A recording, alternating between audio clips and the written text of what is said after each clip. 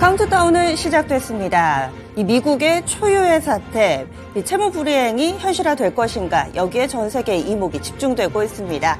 현재의 상황대로 이 협상이 원활하게 이루어지지 않는다면 6월 초 미국의 디폴트는 현실화하게 되는데요. 이런 우려 가운데서 간밤에 미국 증시 3대 지수 나란히 밀렸습니다. 과연 오늘장 우리는 어떤 것을 보고 가면 될까요? 오늘 시장에 영향을 미칠 핵심 뉴스 준비해봤습니다. 첫 번째 소식으로 이 부채한도 협상과 관련된 내용 알아보도록 하겠습니다. 벌써 두 번째 만남이었습니다. 하지만 그 만남은 1시간 만에 허무하게 끝났는데요. 바이든 미국 대통령과 케빈 메카시 이 하원 의장 2차 회동을 가졌습니다. 하지만 성과 없이 끝났고요. 게다가 지금 많은 사람들이 지켜보고 있는 상당히 중요한 협상임에도 1시간 만에 끝이 났습니다. 하지만 완전히 무위로 돌아간 것은 아닙니다. 디폴트만은 막자라는데 양측의 공감대를 확인했다라는 이 메카시 하원 의장의 발언이 있었고요. 하지만 현재의 상황, 2차 협상도 난항을 겪고 있는 상황, 따라서 현재 수순이면은 6월 초쯤에 미국의 채무 불이행이 이루어지게 됩니다. 이와 관련해서는 계속해서 3차, 4차 협상이 좀 이루어질 텐데요. 나오는 뉴스, 향후 보름간은 이 뉴스에 시장이 민감하게 반응할 것으로 보입니다. 반면 미국 증시 이에 따라서 3대 지수 나란히 밀렸고 특히나 그 가운데서 특징이 있다면은 다우존스 산업평균지수는 1%대 밀렸는데요. 요즘 미국 증시에서 기술주가 괜찮습니다. 나스닥 지수는 낙폭을 많이 만회를 하면서 0.1% 밀리는데 그쳤는데 과연 우리 증시 어떻게 반응할지 체크해 보셔야 되겠네요. 다음은 두 번째 소식 넘어가겠습니다. 우크라이나의 이 젤렌스카 여사, 이 영부인입니다. 영부인이 어제 윤석열 대통령을 만났다라는 내용이 전해지고 있습니다. 여기에서 어떤 논의가 이루어졌냐면요. 지뢰 탐지, 제거 장비라든지 혹은 구급 수송 차량에 대해서 비살상 군사 장비 지원을 요청했다라는 내용이 주로 다뤄졌다고 합니다. 뿐만 아니라 여기에서 젤렌스카 영부인은 향후에 이 재건과 관련돼서 이야기를 하기도 했었는데요. 다수의 고려인이 거주하는 헤르손 지역을 비롯해서 우크라이나 재건 과정에서 한국의 많은 기업들이 참여하기를 희망한다라는 멘트도 함께 다루어졌습니다. 윤석열 대통령도 나토 회원국 및 국제사회가 긴밀히 공조를 하면서 우크라이나를 적극 지원해 나가겠다라는 이 대답을 하기도 했는데요. 관련된 종목군들이 이렇게 되면 좀 많아지죠. 먼저는 지뢰 제거와 탐지 쪽을 보셔야 되겠고요. 그 다음에는 구급 수송 차량 쪽, 마지막으로는 우크라이나 재건 쪽까지 영향을 받을 수 있습니다. 화면에 보고 계시는 종목군들은 지뢰 관련된 종목입니다. 디알텍과 퍼스텍 같은 경우는 시간의 거래에서 이미 움직임이 나왔습니다. 시간의 거래에서 급등했던 두 종목, 오늘 시세에 과연 대장 역할을 해줄 수 있을지. 그 밖에도 지뢰 관련해서는 포메탈, 사이즈 큰 종목으로는 한화시스템, 그리고 웰크론 정도가 있습니다. 이어서 구급 수송 차량 관련된 종목입니다. 특장차 하는 업체들 좀 보셔야 되겠습니다. 오텍이 있습니다. 그리고 또 우정바이오라든지 EN플러스 이렇게 세 종목 정도 묶어볼 수 있겠네요. 다음 소식 넘어가 보겠습니다. 역시 외교 관련된 내용입니다. 미중 갈등을 야기할 만한 이 대만과 미국의 친밀한 관계, 이 부분이 계속해서 중국을 자극하고 있는 모습입니다. 이 대만의 유시쿤 입법원장이 하원 의장을 만났습니다. 입법원장이라면 우리나라의 국회의장에 해당하는 상당히 좀 위력적인 자리라고 할 수 있을 텐데요. 이 유시쿤 입법원장이 어제 미국의 하원을 방문을 해서 케빈 메카시 하원 의장을 만났습니다. 그리고 그 밖의 일정은 비공개였습니다. 여기서 어떤 논의가 이루어졌냐면요.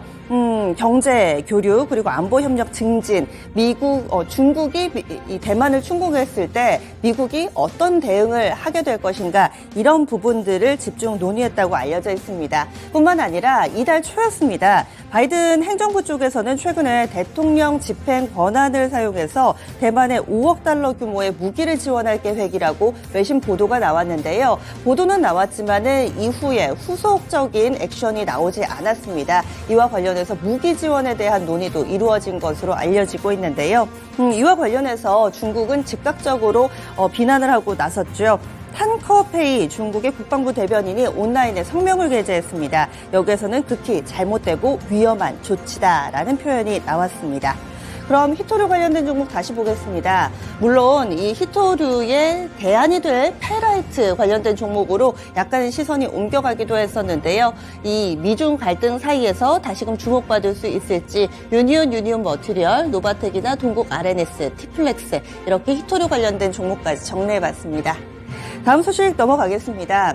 최근 들어서 이 동물 전염병이 전 세계적으로 문제가 되고 있습니다. 국내에서는 구제역입니다. 충북 지역에서 점차 확산되고 있고요. 벌써 10번째까지 확인이 됐습니다. 한우 농가에 그치는 것이 아니라 이제는 염소 농장에서도 이 구제역이 발생하고 있는 상황인데요. 염소에서 구제역 양성 판정을 받은 것은 이번이 처음이라고 합니다. 청주와 증평 지역 한우 농가 2곳이고요. 또 염소 농장 한 곳에서 추가가 되면서 총 10곳까지 확인이 됐습니다. 그리고 좀 전에 확인한 바 11곳까지도 발표가 되고 있는 상황이고요. 이에 따라서 충청북도에서는 이 구제역 확산을 막기 위해서 긴급 백신 접종에 들어갔다라는 소식까지 전해지고 있습니다. 이것으로 끝이 아닙니다. 브라질에서는 또 조류 인플루엔자가 발생이 됐는데요. 닭고기는 아니고요. 바다새에서 조류 인플루엔자가 감염이 되기는 했지만 닭고기 최대 수출국이니만큼 이와 관련된 우려도 점차 고조되고 있습니다.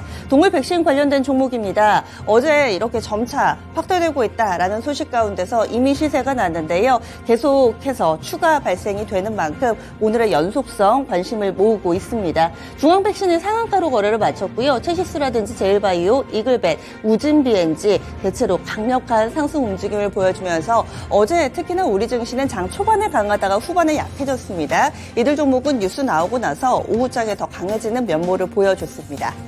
다음 뉴스 넘어가 보겠습니다.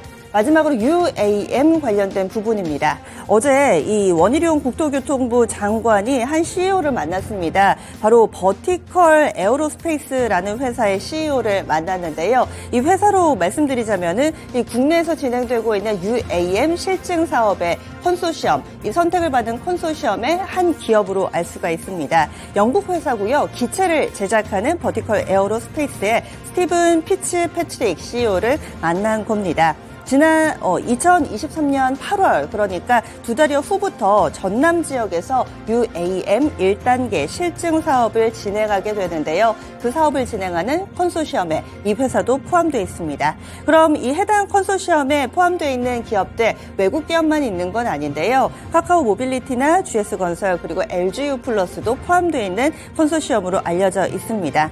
지난 2월 달에 이 부분 1단계 협약이 체결이 됐고요. 그 이후에 구체적인 내용을 상의하기 위해서 방한한 것으로 알려져 있습니다. 플러스 알파로 UAM 관련해서 또 오늘 컨퍼런스도 하나 진행이 됩니다. 오늘부터 4일간에 걸쳐서 2023 대한민국 드론 UAM 박람회도 진행되는 만큼 이 호재로 인식을 할 것인가 관련된 종목군들 보겠습니다. UAM 관련주 아직은 시장에 반응이 없습니다. 이런 가운데서 파이버 프로라든지 베셀, 네온테크 대표적인 종목이라고 할 수 있고요. 그리고 이 드론을 생산하는 쪽이 아니라 유통하는 쪽 제이시언 시스템이 있습니다. 퍼스텍도 함께 묶이는 종목입니다. 오늘 재료에 어떤 반응이 나올까요? 저희와 함께 오늘 장구 성공 투자 전략 세워보시죠. 오늘도 계장은 증권통입니다.